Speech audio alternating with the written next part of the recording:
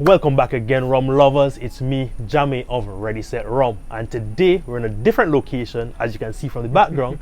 And today we also have a new and special guest. Please introduce yourself. Hi, I'm Benny. I am with Primo Liquors, where this is the location we're at, the Fort Lauderdale location of Primo Liquors and Fine Wines. I am one of the resident wine and spirit experts, whatever you want to call us. We can be arrogant and call ourselves experts. Yes. Spirit guides, I don't know. All right. So today I'm with Spirit Guide Benny, and today we have 3 of the aged Clairins from Haiti. And these 3 were all picked by the Godmother Florida Rum Society. All right. So she did the picks of these. These are from Vaval. And what exactly do we have here? So Clairins are a cane spirit, like a cane rum, kind of closest cousin, you would say, like an agricole rum, like a Martinique rum. They're all based, they're much more smaller production, representing terroir, the island of Haiti. Right. So indigenous varietals of sugar cane. There's many different varietals, and each one representing, whatever it is. They also use all much more simpler, old world style of production. Natural yeasts, no yeast added, it's all spontaneous fermentation. Yes. And up until a few years ago, most Clairins were not commercially available. They were essentially, you could say, like, moonshine's probably a negative term, but like, yeah, exactly. Yeah. So it's like the moonshine of Haiti. Now, moonshine is maybe a negative term, in some parts, but in Haiti, these were local production, right? And we'll post some photos of that. Kate Perry did do a presentation one time where she did show us some of the production methods, the production locations. They're still using, cows, oxen to turn the mills, different things like that. Spontaneous fermentation. So no one has their own yeast. All the cane is brought pretty much by truckload. Exactly. They're not buying mass cane anymore. Right, and usually they're kind of in the middle of the fields where. So literally, this is where it's being produced. Right around is where the cane is grown and that type of thing. And so with that natural fermentation, that's the natural yeast. You're getting every element of that piece of land. Right. So it's not exactly. So it is. It's almost like it is a full representation of that location, because you're not getting a commercial yeast that is specific to a company. You're getting the yeast from the location. Right, so everything is really natural, everything is really local. And I've done the Vaval before, the unaged Vaval, which was really delicious. You could check that out. I'll put the card up above and also in the description below. But today we have all the age sets, right? So here is which one is the Sonjous, and then we have the Vaval, and we have the Casimir, right? 3 different distilleries in 3 different locations, most likely using 3 different varietals of cane, because each of these communities, they had their own cane production back in the day, and they kept this old varietal over the last 100+ years. And going from that, the soil, just like with wine, the soil will be a little different in different parts of the island. Exactly. The water source is going to be a little different. The climate there could be shade, there could be blazing heat. Right. And sometimes you're up in the mountains, it's cooler. Sometimes you're closer to the coastline, there's more salt in the soil. So all these different things affect the different terroir, right? And it also shows up in the drinks as well, because it is a small production. It's pot stills, it's not column stills. So it's really homemade, hand-built pot stills that really give you so much of the essence of the rums. And some of them are still using even like homemade condensers, right? In the part of the distillation process. Exactly. They're not buying commercially. There's nothing commercial about this. The only thing commercial is when they packaging and sending it over here for us to enjoy. All right. So we're gonna start with the Casimir. Casimir. Yep.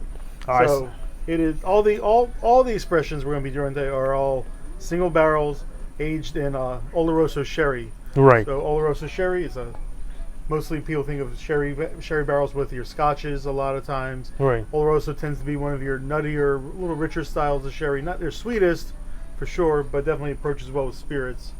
And This one is 29 months in barrel. Right. It clocks in at 52.9% alcohol. Right. So it's pretty. It's nice. It's up there. You know, I know a lot of people, they really don't like the 40%. They really like the higher proof, and this is definitely one of those higher proofs. Another thing about this production of the Clairins, it varies from year to year, and if one year they're able to get it up to 56%, the bottle is going to be 56%. If they're not able to, if they only get up to 48%, that's what you're going to get. They really don't do that much dilution or anything on these bottles. So from the barrel, they bottle it, right? Or from the production to the barrel, then they bottle. Most Clairin is really kind of off the still. Exactly. So, and that's why you get whatever they produce. Like I've seen on the Vaval, the 2007 was like 52%. The 2008 was like 48.9%, and that's just what it is. Off the still, that's how you get it. So no dilution, no messing with the liquid beyond what the still produces. And that also speaks to the distiller's skill. Like they know right where to make their cuts, the temperatures they have to control it at. Right. So they understand. It's really showing the art that they have, art and skill they have in the distillation of the spirit. Correct. So let's get into the nose.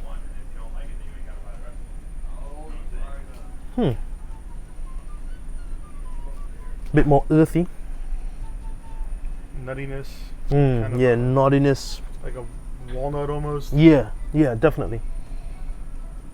I'm getting nuttiness. I'm getting like a deep molasses, a slight molassesy note, and it's not even molasses, fresh cane juice, but just fresh cane juice, but also the oakiness kind of reduces it down, where you get more molasses or even like prunes. You get that kind of fragrance off of it. That sherry note, yeah, that sherry's gonna play in there. Yes, definitely sherry. And I know people may be thinking like, oh, 29 months. It's not that much. It's not, but you think about in the Caribbean, right? The tropical heat. Obviously, we're in South Florida. We kind of know what tropical heat feels like. There's going to be a lot more interaction with the wood and a lot more evaporation. Honestly, I'm really surprised how deep the color is on this at 29 months. Like honestly, I've seen 12 years. So the wood really absorbed and really lends the color. And that's the thing. When you use sherry cask, you also get that staining in the sherry cask. That's also going to stain the liquid and get this deep, rich color really quickly. And if Kate's ever watching this and ever wants to answer my question, I don't know if these were first fill sherry cask, if they've been used multiple times for other rums. I'm not exactly sure the history of the barrels themselves. So correct. They could be freshly dumped sherry where it's still kind of wet. Right. They could be used multiple times for different rums. They could have been previously Scotch barrels as well. I don't know. I'm pretty sure they were just sherry casks, but I'm not sure how much usage they really got. I mean, they can get sherry barrels can get multiple uses. Exactly. So, Kate, please comment down below and fill in some more information for us on these casks and the aging process. Definitely, the sherry is like the sherry hits you first, and then you get some more of those fruit flavors. All right, so let's get into the tasting on this one.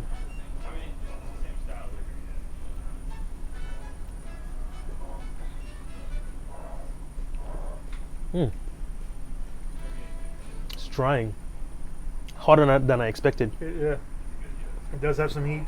Packs a little bit of a punch. Like I was telling Jamie earlier, this is one a lot of times we'll introduce this to, like, for a lot of people who are maybe wanting to venture into like higher end rums or different kind of rums now, coming from the bourbon world. This will be one definitely that I think their palate can, without a radical jump, without jumping to like some crazy funky overproof.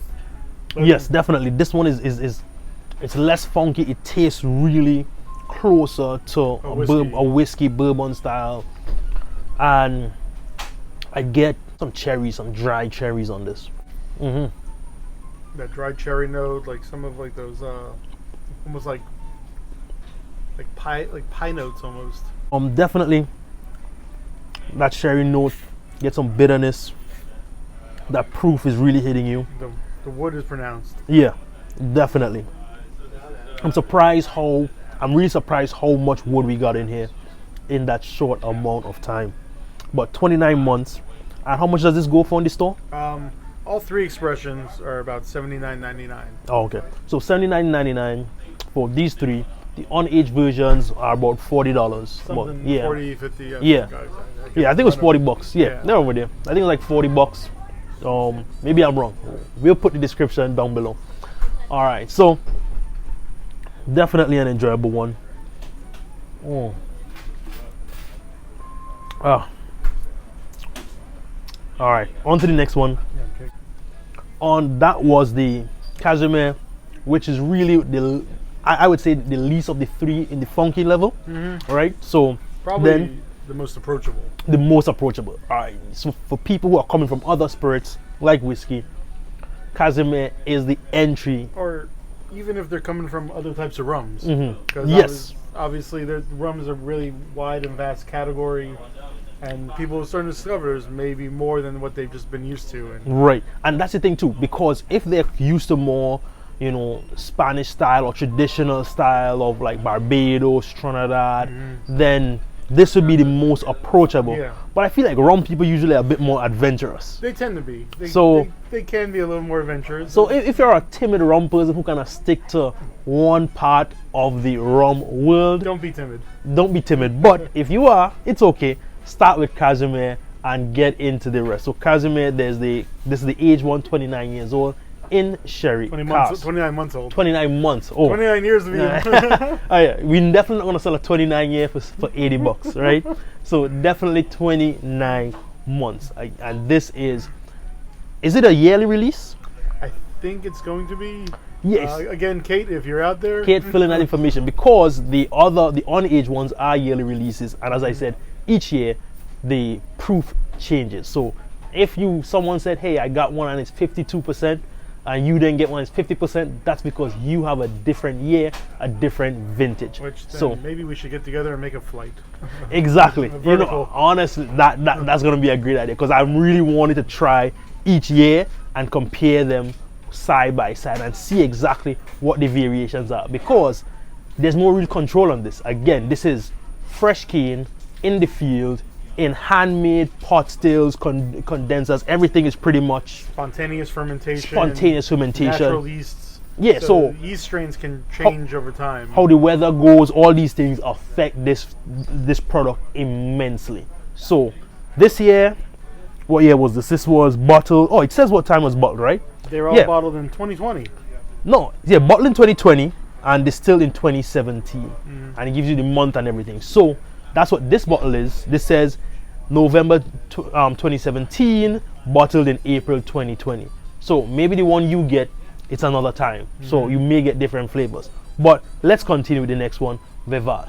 And this one is kind of, I'm hoping it's my favorite, because I had the unaged Vaval and I loved it. And I just to see what happens to it in aging, I know I'm going to enjoy it. So this is the Clairin Vaval, 39 months in Sherry Cask again, right? So, I think we were wrong, because they all have different times. So that is 39 months, This is while 39 months, yeah. while the first one was 29 29 months. months. So you're getting, that's over 3 years, right? So the first one was a little under 3 years. This is over 3 years. Let's see what happens on the Vaval. Okay, on the nose, it reminds me of the unaged Vaval. Straight away, I'm getting that smell of cane juice, and kind of like slightly fermented cane juice. That's what I'm getting on the nose.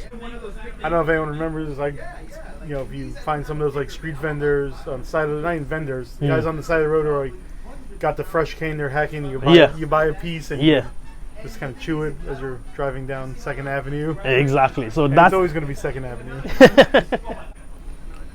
It is very much a similar kind of thing. I've never, this is the only place I've seen where people but I've also heard, I was listening to the Rumcast with John, and they were talking with the owner of Richland Distillery In Georgia. and he was talking that he bought some cane syrup on the side of the road.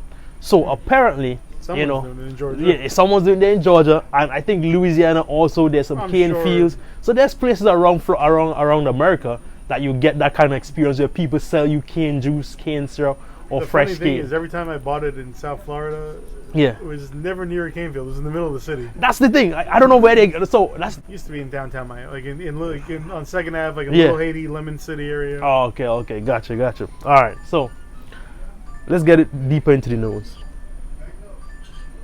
Less of the sherry, less of the oak. Yeah, and Much more this of the is cane. exactly, this is an extra year, Mm-hmm. right? Almost a full year more, months, yeah. but still there is way more of the cane itself. There's very little transformation from the Vaval, the unaged Vaval that I'm getting on the nose, honestly.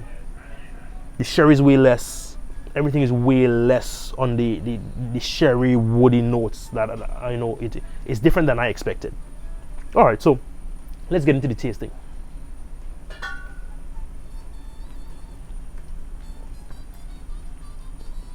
Okay, but I'm getting the wood. It's funny. It's a lot more woody. I think it might be a little more woody than the Casimir. What do you think? Yeah, on the back end, there's more of the wood tannins coming through. I think it's a lighter up front. Yeah. It's definitely lighter up front. You get more of that almost more like cane, traditional cane rum. Not cane run, but like your more traditional like cane spirits. You get more of that like lighter note up front, but then definitely on the back end, you're getting some of that wood tannins. Back end, a lot more for me. A lot more wood tannins. This one's only 50% alcohol, only 100 proof. Yeah, only 100 proof, and very honestly, the burn is probably less than what I got on the Casimir. So slightly less proof, less burning, but a lot more woody on the palate, even though not much wood on the nose. No, not at all. Less fruit, still less fruit. Yeah, less fruit. It's the cane. You get the cane. It's funny. It's like it's all cane, and it's all woody oakiness. Not much in between. Not much of that fruity note you usually get on there and that type of stuff. So a very special, very unique flavor. And I'll tell you, the first time I tried this one, I told the person that poured me this, Jessica Stafford, who is out and hopefully watching this at some point. And Jessica, get better soon. See you soon. Hopefully you're feeling well. I told her I would love to have someone serve me this or make one of my own in a Trinidad sour. You know, with the Angostura bitter forward drink, with the orgeat, and use this instead of the rye. There's a uniqueness in that flavor. There's a sweet, odd fruitiness there. That's just. I can't put my finger on that. It's like a really odd dried fruit. Like, what's the weirdest fruit you have ever dried? I used to work in a vegan restaurant too. You think we would know this? I'd have the answer to this. It's like, is it like a dried olive? Oh, that's weird. That would be weird. I've tried dried olives. Funny enough, it's like a jackfruit, maybe not jackfruit. No, not jackfruit. Not that sweet. Honestly, to me, it's a dried olive. So I'm from Trinidad and Tobago, and in Trinidad we have a lot of Asian snacks where they dry fruits and they preserve them in sugar and spices and stuff. And this really tastes like one of those odd dried olives I had as a kid. Because it has that sweetness you would get, but with a little bit of that savory. Yeah, there's a kind of umami quality coming through. Exactly, there is a umami quality, and there is a really kind of medicine-y. Honestly, it's a dry olive. I could see the olive that I eat. I don't think I ever had dried olives. You never had it? I've never had dried olives. Oh man, taking your word. No, take my word on it.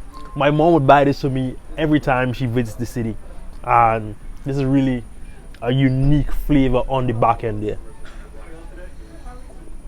Now I just want to try some Trinidadian snacks. Yeah. Oh man. All right. I'm gonna ask my mom to bring some for you, because definitely those peaches were very odd, but I love them, and this really brings me back to my childhood. All right. So that was the Vaval, 39 months, 50%. And now we're gonna move on to the Sajous. And the Sajous is 29 months, just like the Casimir. But it is the highest ABV of the three. Yes, 56.4. It's gonna pack some punch. November 2017 to April 2020. So same time bottling for both the Sajous and the Casimir. Alright guys, so let's go. Alright guys, don't forget to like, comment and subscribe. Let us know which one of these that you have tried Let us know if you have tried the age or the unaged. Let us know if this is what you're looking for. It is kind of odd, you know, to have a higher price on a rum that is only so young. But then again, this is something that is quite unique. Just like the Clairins themselves, at $40, they are straight off the still and they are unique every year. And really small, I mean, I guess you could say artisanal. It is artisanal. It is definitely artisanal. And if you want like another comparison to like maybe another spirit, if you want to go into like the way mezcal's produced. Right. Good mezcals are produced. Exactly. You know, really small family production, probably the passed down generation to generation to generation. That's exactly what it is. Because I remember when Kate Perry was presenting and she was showing the distilleries and the people who were running it. It was really like a mom and pop shop. The distiller is the guy who's working every day. The master blender is the distiller. Like, there's no real blending. It's really just the technique of getting these through the process and getting them off the still. Now we're gonna go to the Sonjous 29 months at 56.4% ABV. What do you get? Rather than those, you get a little heat. Yeah, there's a lot of heat on this one. There's a lot of heat coming off there. There's a lot of heat on this one. Try to let it blow off a little bit. There's a light note. Behind the heat there's a light. Yeah, it's not a heavy, it's not as the heavy, it doesn't have the heavy oak and fruit of this. Right. It doesn't have the cane of this. It's probably the most tropical. But like very like essence to tropical. Like if somebody sprayed like a tropical spray. Exactly. It is like an essence more than a fruity flavor or oaky flavor to me. Like this one, I'm not gonna do it. It's like almond essence. Like what is it? An almond, yeah. A kind of nutty note there on the nose. It's very hot, but then you get a light essence underneath. Like of a roasted nut, maybe. Correct. But like where you get and you smell it, not like you're tasting, like the smell of it. It's like if you were somewhere and they were roasting nuts. And I'm getting something else, and like I said, it's that essence of tropical, like a tropical essence going on. Definitely like one of those essence like you use in baking cakes or something like that. That's kind of what I'm getting. And this one may require that little dash of water to kind of break up some of the oil. Yeah, that's I'm wondering. Should we add some? Alright, let's taste first, and then we'll add a little drop of water just to, you know, draw out some of the flavors. When you're tasting some spirits, especially higher proof spirits, sometimes, and it's up to you. There's no right or wrong answer in tasting spirits. If you like drinking things over a big cube of ice, you like drinking things straight and neat. You like drinking them mixed with water, cut with soda. You want to pour your $80 rum, mix it with Coke. I'm not going to stop you if you're buying the bottle. It's up to you. It's however you like it. However you like it is the right way to drink it. Right. But sometimes when tasting, maybe a small dash of water, a little dash of water, could help break up some of the oils and open up some more of like the tasting notes, and tamp down some of the heat a little bit. Right. Exactly. So on the nose, there's some heat. But let's get to the tasting and see if the heat is still there, and see if we really need to add some water to this one. Because honestly, the first two, we didn't need any water. All right, so let's go. This one's hotter. It's hot. This one's definitely hotter. You're definitely going to need to add some water to kind of get some more notes to it. Like right now, like it kind of actually reminds me less of like of Clairin or even a Haitian rum. It reminds me more of like a higher proof Jamaican, without the fruitiness, without the fruit notes. Maybe not Jamaican. Maybe Jamaican's the wrong. Yeah, note. I don't think it's Jamaican. It's not Jamaican. It's something higher proof, and I can't put my finger on it. Maybe it's not even rum. Maybe rum's the wrong answer. Yeah, I don't think it's rummy. I don't think it's rummy at all. No, it's not rum. I want to add it. It's kind of almost whiskey-like. Yeah, like if you've had like a cask strength bourbon, perhaps. Yeah, exactly. It's more on that side of things, and sometimes you get that with rums where you get rums that are really, like I remember when I tried the first batch, the batch 3 of the Coconut Cartel. I was so confused because I tasted it and I thought it was more like a Johnny Walker Black on that first, when you just pop the cork. But over time, you get more rum notes. But this one has been open for quite some time, but it's still, it has more of that whiskey-like finish to it. I'm not saying it tastes like it at all in any of the taste notes, but if you're a bourbon person, a whiskey person, the first comparison I'm actually thinking of experience-wise, if you try any of the Elijah Craig barrel proofs, which are delicious, but they can be very high proof. Some even, you know, the hazmat bottles, which they're clocking in over 60%, 64% alcohol. Right. They're aggressive, and sometimes they need some air. They need some time to open up. I need a little bit of water. I already put like half a cap full. Yeah. So let me try to do the same thing. Give it some time. Let it open up. Let it blend in. A little swirl, kind of speed the blending up. Yeah, definitely. So honestly, it smells better. That little drop of water, I'm getting a bit more.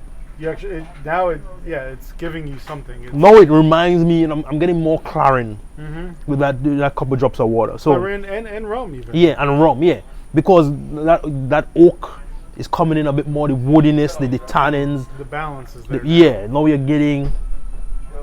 Again, they don't dilute or anything. It comes off the still, and they put it in cask, right, and they age it. So, but this one, honestly, it could have done with a little dilution. And at $80, you know, you get it, you dilute yourself according to how much you want to dilute it. Exactly. So that way no one adds water for you. If you like drinking it with a cube of ice, it's already at that proof that requires the proof of ice. So definitely a good deal on this one. Yeah, a little dash of water really starts getting a little more expressive. Yeah. It was the tightest. Yeah. It was the tightest. It wasn't showing you anything. That's true. It was very hard to decipher. You guys can see this bottle has been well exercised. There's been usage of it, and there's oxygen in there. But it's still tight and the flavors. powerful. The flavors were hard to decipher and a lot of heat. So what notes do you get now? I don't know. For some reason, it kind of reminds me of the Casimir a little bit now. Yeah. No, you're getting like a softer version of the Casimir. Like Yeah. A little more balanced, a little more elegant, like more of the the sherry is coming off a little softer. It's not as overly ripe. Right.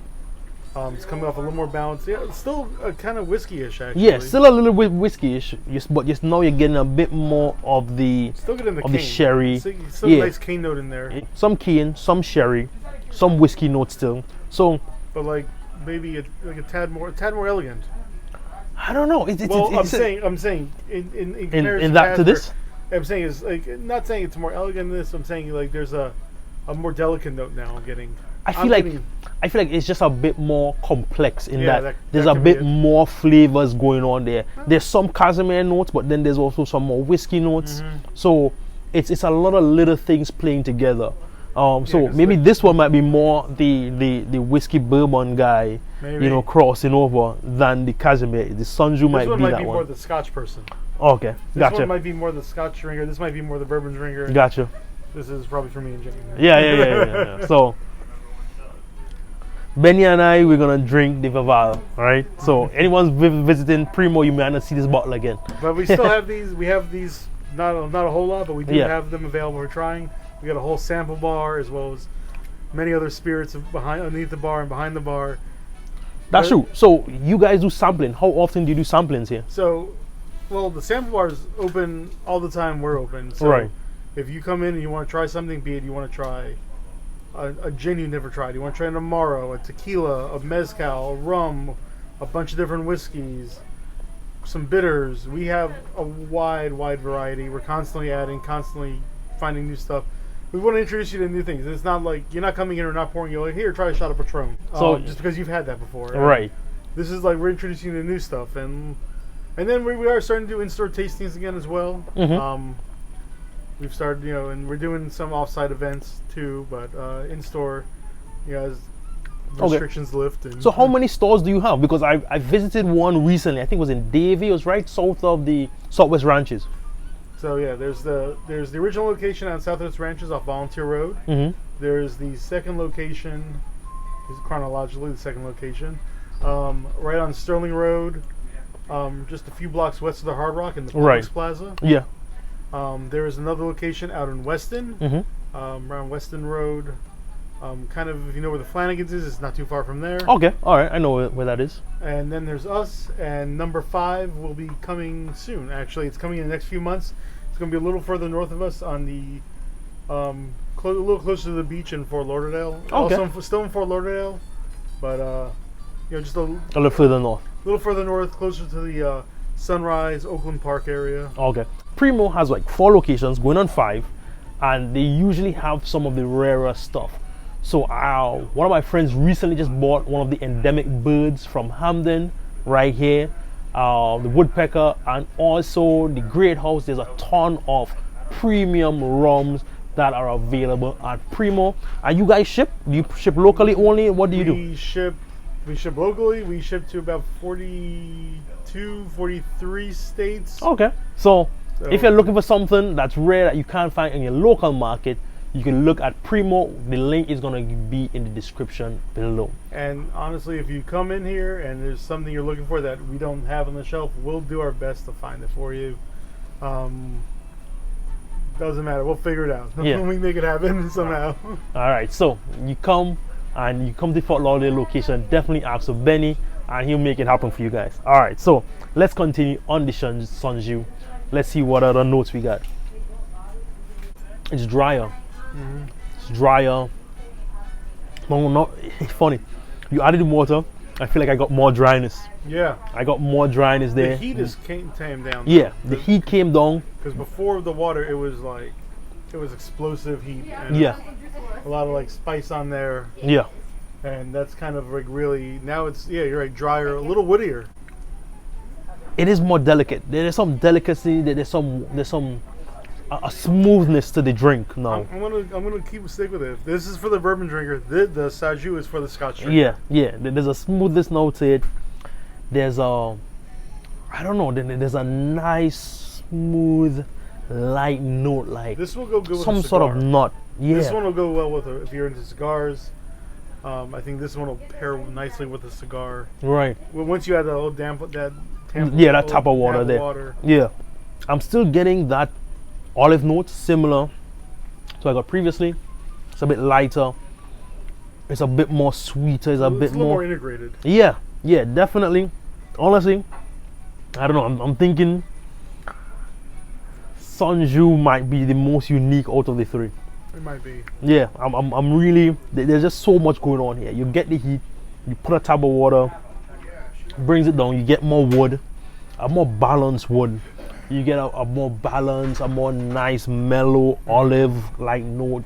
You get a nice, nuttiness. You got a nice smoothness. There's a lot going on here on the Sonjous. So I haven't tried the unaged one as yet, but definitely the Sonjous is a pick for me. I did try the unaged one, but it was several months ago, and my memory's probably Gotcha. All right, but definitely it was weird. It was definitely one of the more unique ones. Yeah, like this one is. There's a lot going on here.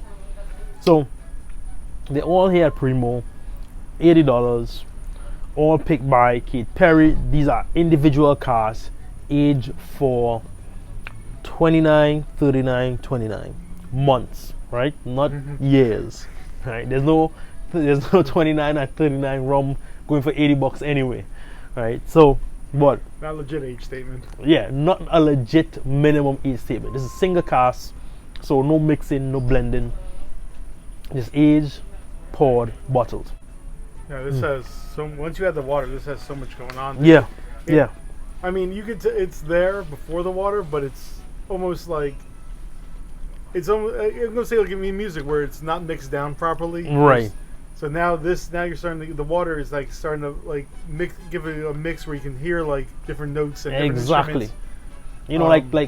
Like there's unmastered music and then there's mastered music where everything is adjusted for you to appreciate and to absorb. And just a little, we just added a little cork full of water to each one, and that's when it really got great. So it's definitely a bottle that I think you could sit with a long time and really work on and come up with notes. We probably could do a whole thing about exactly. This one, If we do that, this video is gonna be about 1 hour and a half long. It's gonna be a full-length movie. I was just trying to decipher some of the notes off of this one. Olive. Maybe that's the note I can't catch because I've never had that. You never had that dried olive. It's funny. I've had dried olive, but I haven't had canned olive. I actually had to buy canned olive just to kind of get that olive note that everyone else was talking about. Canned olives. I don't really like olives, but no, I don't like olives either. Really, honestly. To be a good reviewer, I really need to, I need to get out there and get the notes. The key is to try everything. Exactly. So I had to try some regular olives. I had to try some that candied olive that I had before, Definitely getting an olive note on this. Definitely getting a type of medicine-y note. And I feel like when I say medicine-y notes, a lot of times it's closer to that olive note. But olive, I don't know. It's the more and more you say that, now again, I'm going back to my Scotch thing. Like, yeah, you think about like the some of the island Scotches, right? Where it's not smoky like them, but you have that medicinal note, right? So that briny note, and sometimes you'll get that sweetness because they are using sherry barrels as well, right? So definitely, Sonjous to me the most unique. Vaval. It's all because then we got more wood after. Yeah, we got more wood after. It smelled just like the orange one, but then you get so much more wood on the tasting note, and it's 39 months compared to the 29 months of the other two. Where this one has like a much more deeper, richer wood, and the Casimir has like such a bigger, richer, deeper wood note than even the Vaval, which is 10 months older. Correct. Very, very true. There's so much more wood on the Casimir, and that's the thing. Like the pot still, the esters that you get off the still, really determines how much wood it really absorbs. Yeah. This is one thing that I learned recently from Joy Spence. She was on one of the Florida Rum Society's happy hours, virtual happy hours that is, and she really said that different esters absorb the wood differently, and therefore you really need to choose the right type of rum to get the right type of age, because if some rums absorbs the wood so fast and so much that if you leave for 15 years, what you really get is a wood laden drink. And that's the thing. In all spirits, sometimes older isn't always better. It depends on where it's aged, what it's aged in. Exactly. Rums are, and then the esters of the rum itself. Exactly. What kind of barrels they're using. The vanilla, pulling out the different tannins and vanillins out of the wood. How much the wood was used, all these kinds of things really plays a part. So really and truly. Cellar management as well. Also like where barrel rotation, what kind of temperature in the rack house or warehouse or cellar. I don't know if anybody was at Miami Rum Congress pre-COVID. One of the coolest lectures I saw there was Maggie Campbell back when she was with Privateer, right? Doing and before I got to do a barrel pick with her. Hey Maggie. Hey Maggie. She was talking about cellar. Her and Richard Seal from Foursquare, and the gentleman from E&A Shear were talking about cellar management, right? Where you have aging spirits. How do you control the temperature? How do you know when do you rotate? Do you move it to a probably that's maybe colder, warmer? Rotate barrels. Yep. It was just it's something I think a lot of people don't even think about. You think you just you put it in the barrel, you let it sit for 10 years, and it's ready to go. Exactly. So honestly, before I really got into learning about rums, I just thought you barreled it and you left it in a spot. But recently, I've been learning more about the barrel management. I'm learning more about who does it great, who does it. And obviously there's tropical aging, there's continental aging. Yeah, it's a lot of things that goes into giving you a great spirit. So please remember that the price you pay for a rum is really based on a lot of different things, a lot of different technicalities, and the taste of a rum. I used to think that most rums just taste like rum. But then when you get into pot stills, column stills, aging, locations, the fresh cane juice that you get, the Clairins from Haiti. Is it cane? Is it molasses? Is it pot still? Is it column still?